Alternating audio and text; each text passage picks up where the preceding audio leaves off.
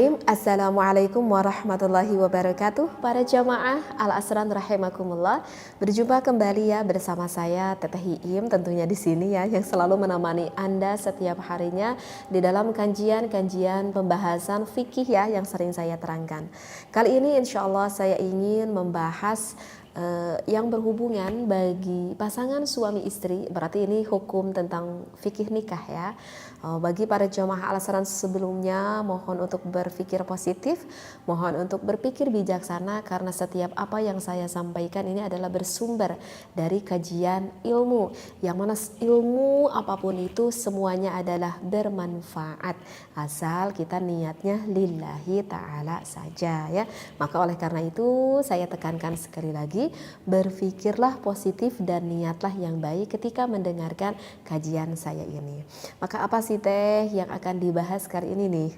Biasanya ini para suami suka penasaran ya kalau ada ilmu yang berhubungan dengan bab suatu pertikahan. Tetapi sebelum itu saya ingin mengajak dulu nih kepada para jamaah Al-Asran, jangan lupa ya ikuti live streaming aku di TikTok Al-Asran setiap jam 9 malamnya. Baik, bismillahirrahmanirrahim. Bismillah walhamdulillah wassalatu wassalamu ala rasulillah. Arba'u tara'iqa. Di sini tuh ada 4 metode. 4 metode apa sih? Di sini ada 4 metode li itharati syahwati zaujati. Sang suami bagaimana sih ingin merangsang syahwat istrinya tersebut, wa faydaniha, sampai istrinya tersebut banjir kayak kali ya sampai istrinya misalkan banjir deh lah, seperti itu ya bahasanya ya, bilma'il hafifi, dengan air yang cukup banyak, ataupun bisa dimaknai air nutfah yang cukup banyak, ataupun bisa dimaknai juga dengan air nutfahnya yang bisa dikatakan keluarnya itu tidak hanya cukup 1 kali, mungkin berkali-kali. Artinya bagaimana sih seorang suami agar meningkatkan rangsangan syahwat istrinya itu meningkat, bahkan ini bisa loh sang istrinya itu keluar tidak hanya cukup sekali, mungkin bisa sampai 2 kali ya, seperti itu. Khilalil juma'i, ketika halal melakukan jima ya, tentu dengan pasangan halal ini suami dan istri. Maka untuk trik ataupun untuk tips yang pertama yang saya bacakan di dalam kitab Asrarul Jima' ini, al-ula, yang pertama itu jangan lupa wahai suami, dan ini kebanyakan sang suami itu lupa ya akan ini, apa? Ad-du'a'u. Seorang suami harus membiasakan setiap harinya, seorang suami harus membiasakan mengistiqomahkan setiap harinya berdoa, memohon kepada Allah Subhanahu wa taala. Ayu lazima du'ai taqwiyatil jima'i qabla al-mumarisatil jinsiyah, menetapkan sebelum melakukan berhubungan meminta kepada Allah agar dikuatkan melakukan berhubungan dengan istrinya. Ya iyalah, tips yang pertama itu udah bener banget. Itu kebanyakan kemungkinan lupa nih para suami, bahwa siapa sih yang memberikan kekuatan itu kepada para suami? Ya tentu Allah Subhanahu wa taala. Oleh karena itu ya tepat sekali trik yang pertama, jangan lupa wahai para suami untuk memohon, meminta kepada Allah agar Anda menjadi seorang suami yang selalu bisa menyenangkan ataupun memuaskan istrinya. Maka di sini ada 2 doa, yang mana 2 doa ini yang cukup salaf, yang bisa dikatakan cukup populer lah kalau kurang paham. Maka untuk doa yang pertama itu juga pernah saya terangkan di pembahasan sebelumnya, yaitu Allahumma qawwi dzakari fa inna fihi salahan li ahli. Ya Allah, kuatkanlah batang zakarku karena di sana terdapat kebaikan bagi ahliku ataupun bagi istriku. Nah, itu adalah doa yang pertama ya. Ataupun bisa kalau kita tidak berdoa dengan doa yang tersebut, ini ada pilihan doa yang kedua, yaitu Allahumma syuddali, ya Allah kuatkanlah untukku aslah, uratnya. Jadi urat apa ya? Urat itu urat batang milik suamiku, milik suaminya. Warfa'ili sadrahu, dan angkatkanlah untukku bagian depan batang penis milik suaminya. Wasahil alayya mudakhalahu, dan mudahkanlah masuknya batang zakar tersebut. wa makhrajahu dan juga keluarnya, warzuqni dan rizki, dan berilah rizki kepadaku, ladzatahu, ladzata itu apa ya, kelezatan lah ataupun kenikmatan lah, wahabli dzurriyyatan shalihatan dan berikanlah kepadaku keturunan yang saleh, tuqatilu fi sabilika yang berperang pada jalanmu. Jadi ini untuk doa yang kedua ya. Kalau misalkan kita tidak membaca doa yang pertama, ini bisa doa yang kedua. Allahumma syiddali aslah warfa'ili sadrahu wasahil alayya mudkhalahu wa makhrajahu warzuqni ladzatahu wa habli dzurriyyatan shalihatan tuqatilu fi sabilik. Kalau doa yang kedua ini agak panjang ya. Sepertinya akan banyak memilih para suami membaca doa yang pertama ya, yang pendek. Allahumma qawwi dzakari fa inna fihi shalahan li ahli. Bisa doa yang itu juga ya. Itu adalah untuk tips ataupun trik yang pertama bagi seorang suami. Sekarang apa nih Teh untuk trik yang keduanya? Untuk tips yang keduanya itu adalah wasaniyatu al-muda'abah. Maka para suami jangan lupa kepada istrinya harus sebelum melakukan berhubungan jangan lupa untuk mencumbu rayu dulu istrinya. Wal mulamasatu dengan saling bersentuhan kulit, wal qublatu jangan lupa mengecup istrinya. Mengecup apa? Apa aja yang disenangi istrinya. Wasu'alu. Nah ini. Dan ini yang kemungkinan yang banyak dilakukan oleh para suami, wasu'alu. Sang suami itu tidak bertanya kepada istrinya. Minaz zaujati anil a'dha'il mansyudati. Harus bertanya kepada istrinya dari anggota tubuh manakah yang diharapkan oleh istrinya. Fil mula'abah di dalam mencumbu rayunya. Wal mulamasati dan sentuhan li'anna likulli imra'atin mizajan khassan wa khususiyatan.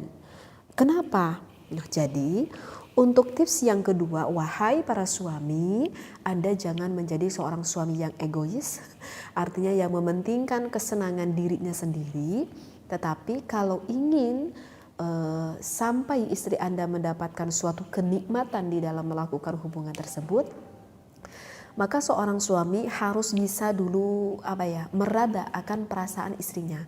Artinya yang pertama ya harus disenangkan dulu hati istrinya agar nanti sang istrinya dengan penuh sukacita, dengan penuh sukarela dapat juga membahagiakan suaminya. Jadi tidak ada merasa suatu tekanan, tidak ada merasa bahwa ini adalah suatu beban, tapi pikiran istri itu merasa bahwa hal ini adalah merupakan sesuatu hal yang begitu menyenangkan. Dan jangan lupa bagi seorang suami itu harus bertanya kepada istrinya, misalkan yang bagian mana sih yang paling sensitif, yang paling senang, yang paling kamu mau disentuh oleh aku, misalkan seperti itu. Dan untuk tips yang kedua ini berarti menunjukkan bahwa seorang suami dan istri itu harus ada komunikasi khusus di dalam pembahasan ini.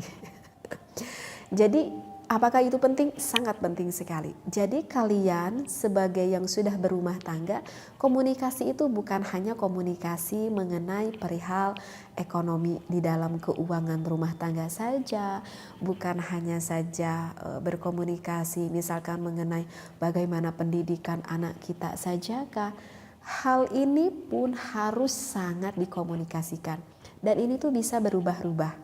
Artinya bisa berubah-ubah itu ya mungkin saja kejiwaan seorang istri ketika awal pengantin itu berbeda ketika sudah mempunyai anak satu. Awal pengantin itu istrinya tidak terlalu stres, bahagia terus karena belum ada beban dalam hidupnya, tidak ada beban untuk mengurus anaknya. Ketika sang istrinya sudah mempunyai anak satu, mungkin sudah mulai ada sedikit beban karena harus mengurus anaknya. Yang mana hal itu baru diketemui di dalam kehidupannya. Sekarang aku harus bangun setiap malam, sekarang aku harus menyusui, sekarang harus ini itu. Dan itu bisa mempengaruhi akan mental seorang perempuan. Apalagi kalau misalkan ditambah anak 2, ditambah anak 3. Nah, ini memang yang harus betul-betul dikomunikasikan antara pasangan suami istri. Karena kehidupan yang terjadi setiap hari di dalam kehidupan kita itu akan sangat mempengaruhi sekali akan hormonal, apalagi tentang hubungan seksualitas tersebut. Jadi untuk tips yang kedua, intinya harus ada komunikasi yang baik antara suami dan juga istri. Wasalisatu, dan untuk yang ketiganya, al-jima'u wa idkhal adz-dzakari ila farji zaujatihi, melakukan berhubungan, memasukkan hasyafah kepada farji sang istrinya, ma'a mura'atil asalibi, serta menjaga gaya mungkin ya, gaya melakukan berhubungan, wal mubuli, dan cenderung al-marghuyati, yang disenangi min bainihima, antara suami dan juga istri. Nah, untuk tips yang ketiga, apa sih yang harus dikomunikasikan? Yang harus dikomunikasikan itu adalah perihal gaya. Penting di dalam berumah tangga. Mungkin ketika kita awal berumah tangga ya, kata suaminya kepada istrinya, mungkin karena kita belum berpengalaman sehingga gayanya ya begitu saja. Ketika sekarang kita sudah berumah tangga, sudah punya anak 2, punya anak 3, mungkin kita udah semakin berpengalaman mungkin ya. Dan aduh, aku jenuh juga nih, misalkan kata istrinya, ya mas dengan gaya itu saja, ataupun di ruangan ini saja.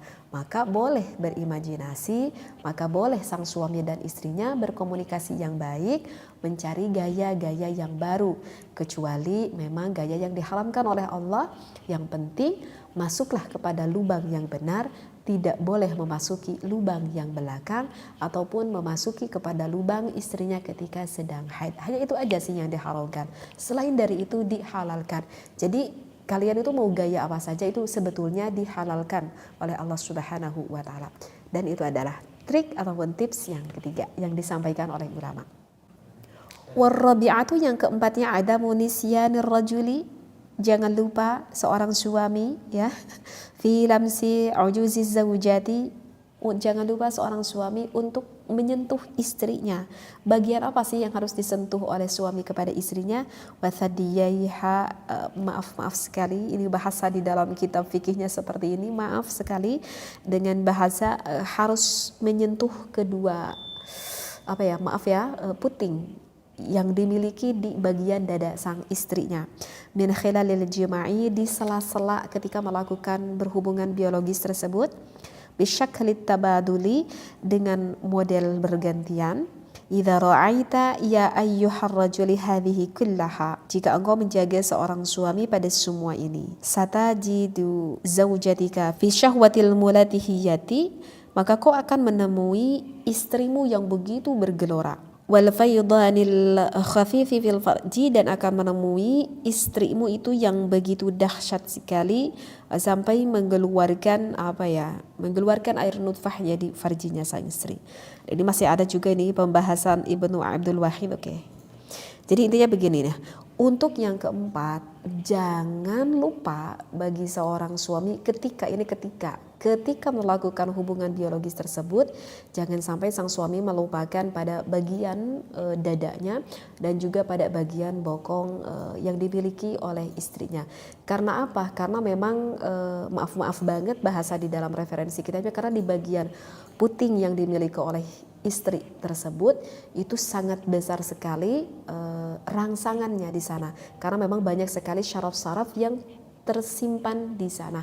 Maka itu jika para suami lebih spesifik ketika melakukan berhubungan, ketika gelora sang istrinya sudah meningkat syahwatnya, dimainkan di bagian dada istrinya tersebut, itu akan lebih memudahkan sekali semakin memuncaknya gairah istrinya. Karena memang di sana Allah menciptakan bagian-bagian syaraf yang cukup besar di sana yang terkumpul di bagian, apalagi pada puting ataupun dada, puting dada bagian istrinya, seperti itu ya. Jadi ini adalah ada 4 trik ataupun ada 4 tips yang saya bacakan di dalam Asrarul Jima bagi seorang suami yang ingin sekali menyenangkan istrinya, sehingga ketika sudah melakukan berhubungan dengan sang suaminya, sang istrinya tidak akan mengalami kekecewaan dikarenakan misal ya, kecewa karena apa ya, misal dikarenakan sang istrinya itu tidak sampai inzal, istrinya itu tidak sampai keluar menuju kepada puncak kenikmatan tersebut. Oleh itu, ini adalah ilmu yang khusus sebetulnya bagi seorang suami yang diperuntukkan bagi yang ingin menyenangkan istrinya. Jika wahai para suami mendengarkan ilmu ini, jika Anda diniati untuk diniati beribadah, sekali lagi saya tekankan, untuk diniati beribadah, ingin menyenangkan istri Anda, maka ketika Anda mendengarkan ilmu ini akan berubah menjadi suatu ibadah. Semoga tips ini dapat membantu bagi pasangan suami istri semuanya. Wallahu a'lam. Wassalamualaikum warahmatullahi wabarakatuh.